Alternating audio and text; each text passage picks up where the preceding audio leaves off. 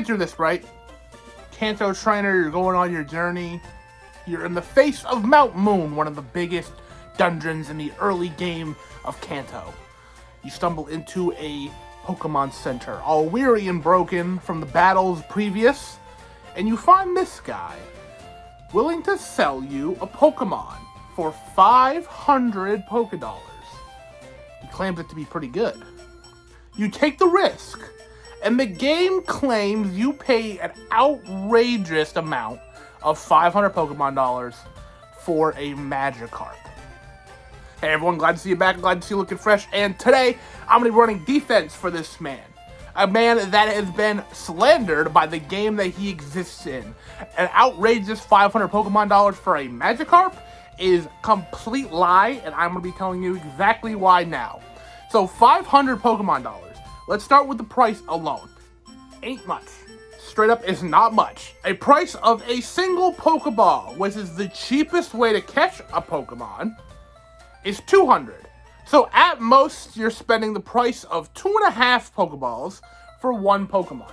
A guaranteed catch, mind you. Now, Magikarp doesn't have a very high catch rate, and so catching Magikarp is not a problem, but I think that's a fair trade for a guaranteed amount. 2.5 times sounds fair enough to me, but that is absolutely not the only point here. So, Magikarp, if you are blissfully unaware, evolves into Gyarados, one of the best Pokemon in Kanto, therefore one of the best Pokemon in the game in which you're getting him currently. You get Magikarp at level 5, which sure seems low compared to some of the Pokemon you're finding out in the wild right now, but honestly isn't too bad. Level 5 is perfect for switch training at this time. You probably did a little bit of switch training before Brock and on the routes previous to this because some of the Pokemon you catch can't fight on their own. I mean, Caterpie can't really hold his own against a trainer battle. Maybe he can against other Caterpies, but you know what I'm saying? You're probably used to switch training at this point. So training a Magikarp is gonna be in your capabilities. Magikarp evolves into Gyarados at only level 20. Even if you are playing by the rules, and I've seen this be more and more common as of years, the level cap that you're playing at is only the highest of what the next gym leader can be.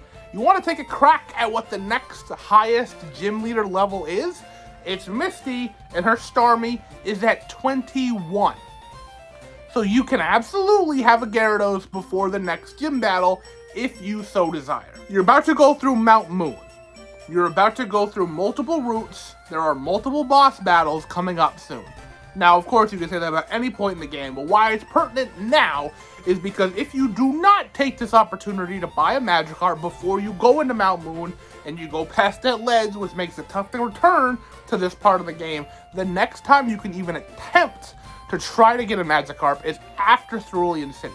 So after the next gym, after the next rival battle, after Nugget Bridge, after meeting Bill, after going through multiple routes after that, and heading into Vermilion City, which is the location of the third gym battle, in which you can find the fishing guru to find the old rod, and then you can fish up all the Magikarp you want. Now, would you rather have an extra teammate to help deal with multiple boss battles, multiple long routes? Cerulean City is like a big stop point in Kanto. And there's a lot of things that happen here before the rest of the game kind of opens up. So, having an excellent team member, a endgame type team member this early in the game is an absolute win. And not an outrageous cost either. So even if you don't want this Gyarados on your team, third point here, say you got a Squirtle, so you have a water type, you have no need for Magikarp and a Gyarados because you have a strong water type on your team, or maybe you're planning on using any of the other water types that you get down the line. Sure, you don't want to use a Magikarp. Maybe you only want to use them for your Pokedex. That's all well and good too.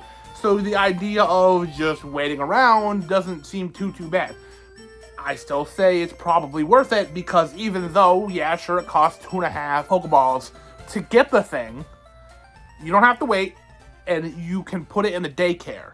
Where's the daycare? south of Cerulean, which of course you can access directly after you beat Misty and do everything in Cerulean City. So you are still saving a little bit of time, right? You're not saving as much time, but a little bit of time, even that little bit of experience that you get from putting in the daycare and letting it work up its levels is worth it. I mean, Magikarp is a great one to put in the daycare and just kind of forget about until you have a Gyarados.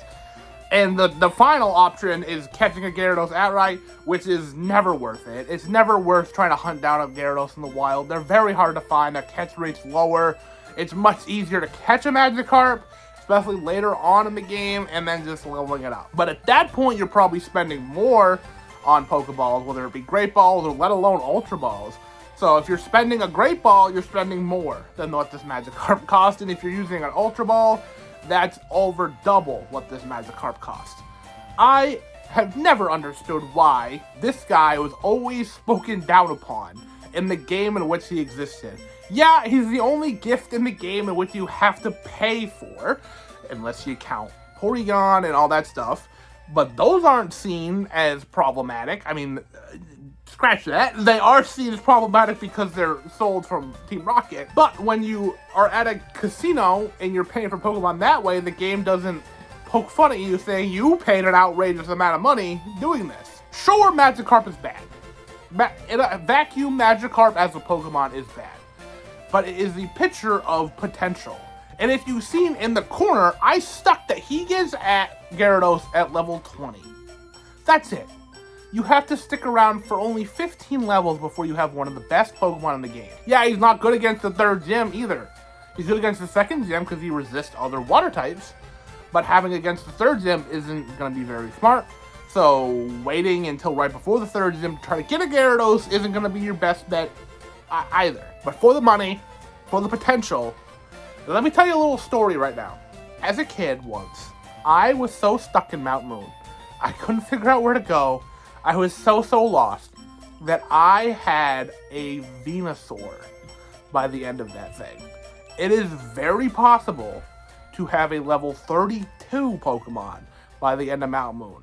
So if you're scared to level up a Pokemon 15 levels, don't be.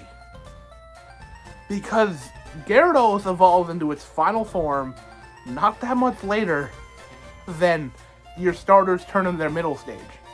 Then he's done. And then you just have him. And then it's no worries from there.